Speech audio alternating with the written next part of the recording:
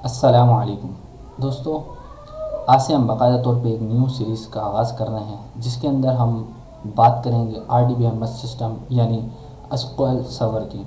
SQL server एक बहुत ही मशहूर तरीन स्क्रिप्टिंग लैंग्वेज है, एक तरीके से कहा जाए तो।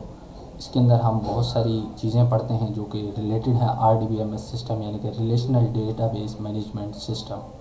इससे प्रीवियस अगर हम बात करें तो उसके अंदर DBS सिस्टम भी आता है। DBMS सिस्टम यानी कि डेटाबेस मैनेजमेंट सिस्टम, वो भी एक सिस्टम है जो कि अभी भी इस्तेमाल किया जा रहा है बहुत सारी जगहों पे। लेकिन हमारा जो फिल वक्त तो फोकस है या हमारे पास जो चीज़ है जिसके ऊपर हम बात करेंगे इस पूरी सीरीज़ के अंदर, वो है हमारे पास RDBMS। तो सबसे पहले अगर हम इंट्रोडक्शन की तरफ चले जाएँ तो बेसिक कॉन्सेप्ट्स यानी कि उसकी जो बेसिक आउटलाइन है वो हमें पता होनी चाहिए। तो अगर इस क्लास को हम ये कह दें कि ये एक कॉन्सेप्चुअल या इंट्रोडक्शनरी क्लास है अपनी RDBMS की, तो ये अच्छा रहेगा क्योंकि हम इसके अंदर ज़्यादा कुछ और बात नहीं करेंगे, सिर्फ इंट्रोडक्शन ही की बात की जाएगी। तो दो चीज़ें हैं जो हर चीज़ यानी हर डेटाबेस या हर DBMS सिस्टम या RDBMS सिस्टम में लाजमी है। सबसे पहला है डेटाबेस और इसके बाद जो दूसरी चीज़ है वो हमारे पास है डेटाबेसेस। डेटा की अगर हम बात करें तो data means information and it is the most important component in any work that is done. किसी भी काम करने के लिए यानी कि आप अगर हम बात करें प्रोग्रामिंग पॉइंट ऑफ व्यू से तो हर लिहाज से हमें जो चीज़ की रिक्वायरमेंट होती है वो है डेटा। अगर हमारे पास डेटा होगा मीन्स इंफॉर्मेशन होगी तो ही हम जो है किसी न किसी वर्क को ईजिली परफॉर्म कर पाएंगे by using back and programming या फ्रंट एंड प्रोग्रामिंग, दोनों में ये काम किया जा सकता है। अब डेटाबेस क्या चीज़ होती है इस बारे में हम थोड़ा सा पढ़ लेते हैं। Database is a collection of data. Some like to think a database as an organized mechanism that has a compatibility of sorting information। किस लिहाज से अगर हम किसी भी डेटा को, अब डेटा अगर आप नॉर्मल लैंग्वेज में बात करें तो रॉ फैक्ट्स की बात करते हैं। रॉ फैक्ट अगर हमारे पास मौजूद हो और वो ऑर्गेनाइज कर दिया जाए तो वो हमारे पास क्या हो जाता है, डेटाबेस किया जा सकता है, कहा जा सकता है। इसकी एक मैं छोटी सी मिसाल दूंगा जो आपको बहुत सारी चीज़ें क्लियरफाई कर चुकी। अगर मैं आपसे बात करूँ सुपर मार्केट है इम्तियाज़ के नाम से, अगर मैं आपको इम्तियाज़ कहूँ तो आपको ये लगेगा एक बंदे का नाम है, आप ये गेस करेंगे ये कोई चीज़ है। अगर मैं आपको कहूँ सुपर मार्केट इम्तियाज़ तो आप समझ जाएंगे कि ये किसी सुपर मार्केट का नाम है। अगर मैं आपसे कहूँ स्पेसिफिक होके कि फॉर सपोज़ हम सुपर मार्केट गुलशन इकबाल में सुपर मार्केट इम्तियाज़ की बात करें तो वो आपको और थोड़ा सा क्लियर हो रहा होगा। अगर मैं इसको और थोड़ा जनरल करता हुआ जाऊँ, मैं बोलूँ कराची गुलशन इकबाल सुपर मार्केट इम्तियाज़, अब आपको ये चीज़ और थोड़ी सी जनरलाइज हो जाएगी कि ये किस चीज़ की बात कर रहे हैं। अगर मैं इसको और थोड़ा सा स्पेसिफिक करूँ पाकिस्तान, फिर अगर इसको मैं आ जाऊँ कराची, फिर आ जाऊँ मैं गुलशन इकबाल और फिर सुपर मार्केट इम्तियाज़, तो ये पूरी क्या है, डेटा है। अगर देखा जाए हर एक चीज़ को अगर आप ब्रेक करें तो ये डेटा है एक तरीके का। इसको ऑर्गेनाइज मैनर में अगर मैं ले लूँ, पाकिस्तान के शहर कराची में, कराची के इलाके गुलशन इकबाल में इम्तियाज़ सुपर मार्केट है, ये पूरा एक सेंटेंस बन गया। यानी कि पूरी इन्फॉर्मेशन आपको किसी बंदे को बतानी हो, किसी भी आउटसाइड द वर्ल्ड या आउटसाइड द कंट्री अगर आपको ये चीज़ बतानी हो तो वो आसानी समझ जाएगा कि इस जगह में, इस इलाके में, इस शहर में ये जो है हमें मौजूद है ये जगह। तो ये चीज़ क्लेरिफाई किस तरीके से हुई कि हमने क्या किया, जस्ट डेटा। डेटा हमारे पास हर चीज़ डेटा है इसके अंदर। आप इम्तियाज़ को देख लें, सुपर मार्केट को देख लें, या इलाके को देख लें गुलशन इकबाल यानी कि, इसके अलावा सिटी कराची को देख लें या पाकिस्तान को देख लें, तो ये सारी की सारी चीज़ें हमारे पास क्या है, एक तरीके की डेटा है या इन्फॉर्मेशन है। जब इसको ऑर्गेनाइज मैनर में हमने सॉर्ट किया तो दैट सी बात है फ्रूटफुल हमारे पास क्या आ गया, इन्फॉर्मेशन आ गई जिससे हमें कोई चीज़ मेंशन हो या पता चल सकती है। अब डेटाबेस जो है, अगर इसकी मैंने ब्लॉक डायग्राम में आपको मैं बता रहा हूँ, इसमें क्या है कि यूज़र्स दैट सी बात है जो इसको यूज़ करेंगे, स्टोर इन्फॉर्मेशन को इसके अंदर स्टोर करा रखता है और दूसरी चीज़ को एक्सेस भी कराया जाता है, यानी कि फैचिंग और हम इसके अंदर इंसर्शन, ये दोनों की चीज़ें जो है वो हम इसके अंदर परफॉर्म करते हैं।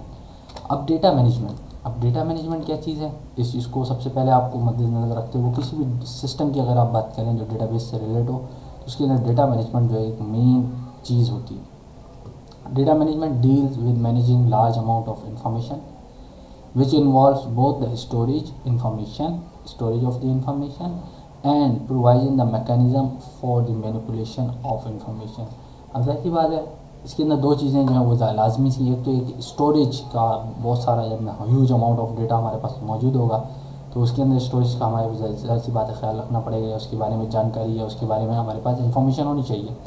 और इसके साथ साथ अगर हम प्रोवाइजिंग मैकेनिज्म फॉर मैनिपुलेट से मुराद आप इसके इंसर्शन डिलीशन जो भी चीज़ कर रहे हैं ये भी जो है उसको अंदर आपको मद्देनज़र रखना होगा या उसके बारे में आपको पता होना चाहिए। अब बहुत सारे सिस्टम जो हमारे पास अवेलेबल हैं मार्केट में और कुछ जो है एब्सोल्यूट हो चुके हैं जिसका भी इस्तेमाल नहीं करते क्योंकि वो बहुत ज़्यादा टाइम वेस्टिंग है या उसको टाइम कॉस्ट लगती है उसके अंदर, और दूसरा वो फिजिबल भी नहीं है as compared to other once.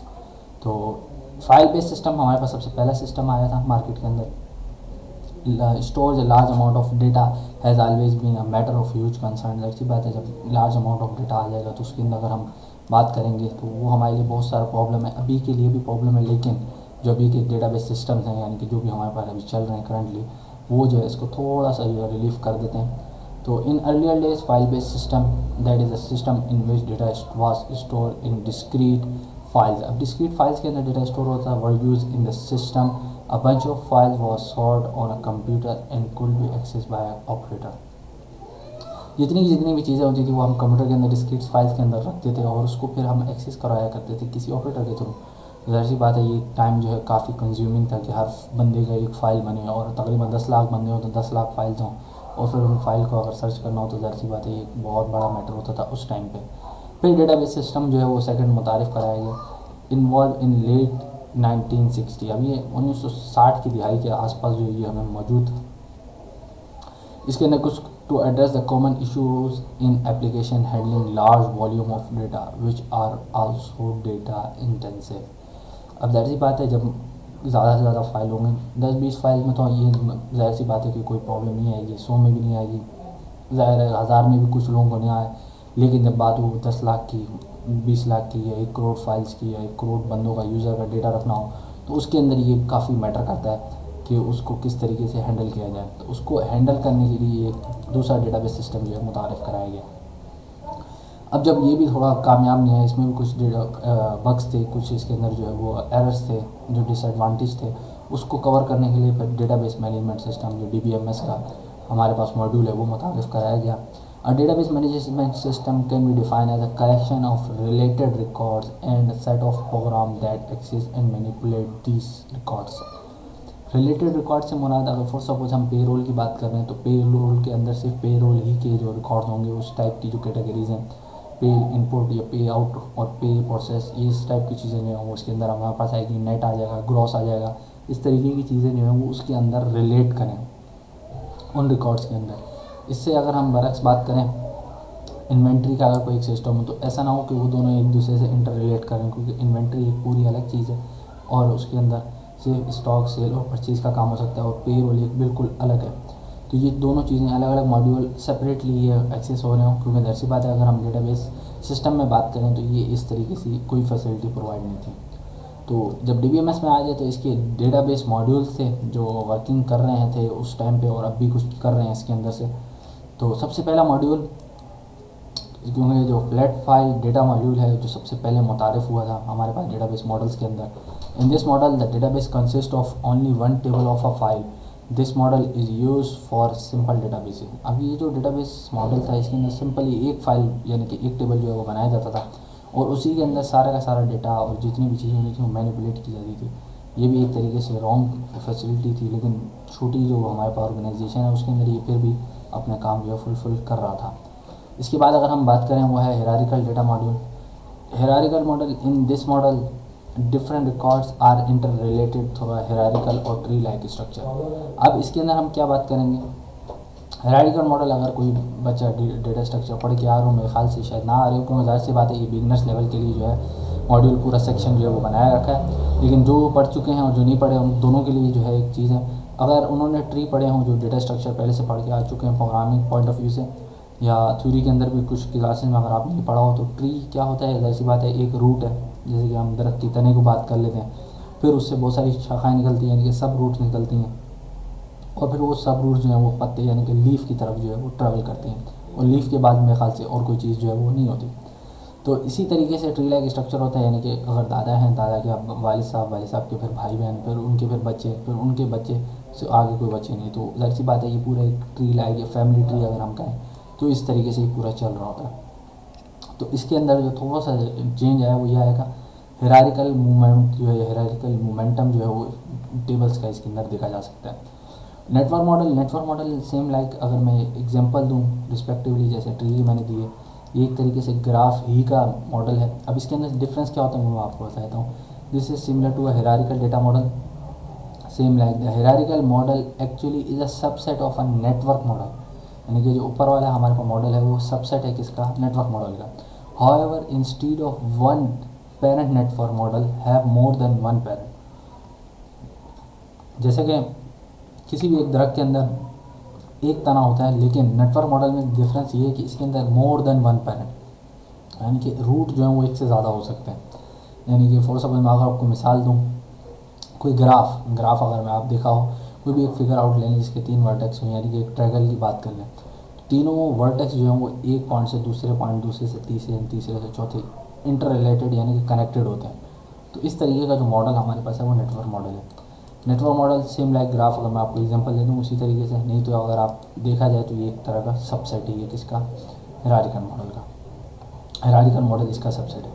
Relational data model सबसे टॉप पे अगर हम इसको देखा जाए तो ये काफ़ी मशहूर डेटा मॉडल है। इस पर बहुत सारे लोग काम कर भी रहे हैं और बहुत सारी चीज़ें अभी भी इसी पे चलती हैं।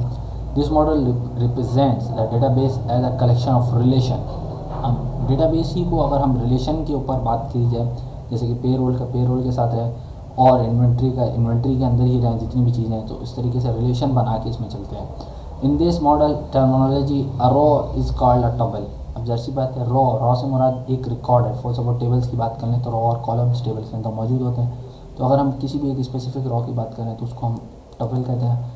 कॉलम्स एज एट्रीब्यूट, कॉलम जो हमारे पास गिवन होंगे, यानी कि रॉ और कॉलम दो चीज़ें टेबल के अंदर होती हैं, उसको हम एट्रीब्यूट कहेंगे। And the table is called relation. अब टेबल जो है उसी को हमने रिलेशन का नाम दे दिया यहाँ पे। तो ये तो हमारे पास जो चीज़ें थी, ये हमारे पास बेसिक चीज़ें थी जो हम अर्लियर जो हम पढ़ के आते हैं या काम हो चुका है जिनके ऊपर, जो अभी तकरीबन सिर्फ एक चीज़ जो है वो हमारे पास, यानी कि डेटाबेस मैनेजमेंट यानी कि DBMS, इस पे काम हो रहा है। बाकी जितनी भी चीज़ें उसको एब्सोल्यूट कर चुके हैं, लेकिन फिर भी ये इस्तेमाल होती हैं कुछ जगहों पे, आपको पता होना चाहिए।